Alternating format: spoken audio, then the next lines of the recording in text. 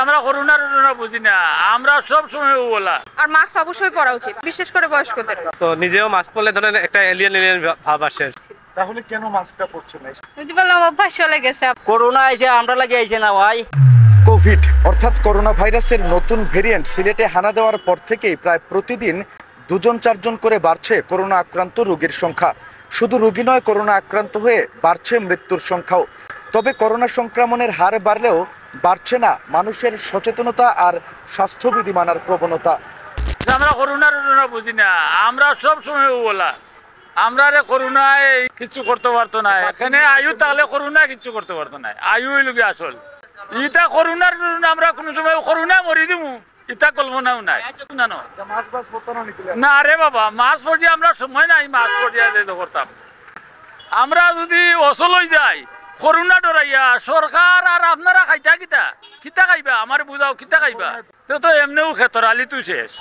সাধারণ মানুষ এটা আগেও দেখা গেছে, বাংলাদেশের মানুষ এটা গায়ে লাগায় না, ইদানিংও লাগায় না। এটা আসলে আল্লাহর একটা রহমত যে আল্লাহ হয়তো আমাদের ইমিউনিটি সিস্টেমটা একটু ভালো দিয়েছে, যে কারণে আমরা অনেক ক্ষেত্রে পার পাই। কিন্তু আমাদের আসলে স্বাস্থ্য সচেতনতাগুলো একটু মানা উচিত। জুন মাসের প্রথম থেকে আমাদের এখানে মোট 7 জন কোভিড পজিটিভ রোগী ভর্তি হয়েছিল। তার ভিতরে 2 জন কোভিড নেগেটিভ হয়ে তারা বাড়ি গিয়েছেন। এখন ভর্তি আছেন 5 জন।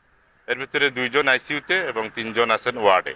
আইসিইউতে রোগী যারা আছেন তাদের একজনের অবস্থা একটু ক্রিটিক্যাল, আমরা বলবো ওনার অক্সিজেন ডিমান্ড একটু বেশি।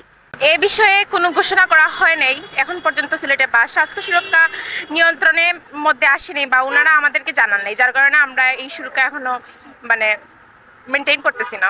ওই যে বললাম, সচেতনতা ভাবে এখনো প্রচলিত হয় নাই আর কি। তো নিজেও মাস্ক পরলে ধরেন একটা এলিয়েন এলিয়েন ভাব আসে সবার মধ্যে। কেউ তো পড়তেছে না এখন। তখন মোটামুটি ধরেন যে সবাই গভর্নমেন্ট থেকে ওইরকম ভাবে প্রচারণা হচ্ছে না।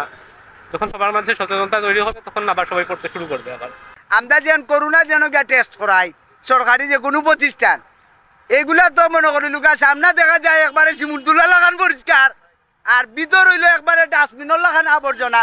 তে হিনো যদি আপনি গিয়া ভর্তি হন, তে করোনা তো না আরো ডিয়ারিং বেমার হইয়া আপনি মনে হল বিস্তার একবারে হুদি দাস হইব। মানছে না, ম্যাক্সিমামই কিন্তু মানছে না। জানেন কিনা করোনা যে নতুন করে ছড়াইতেছে?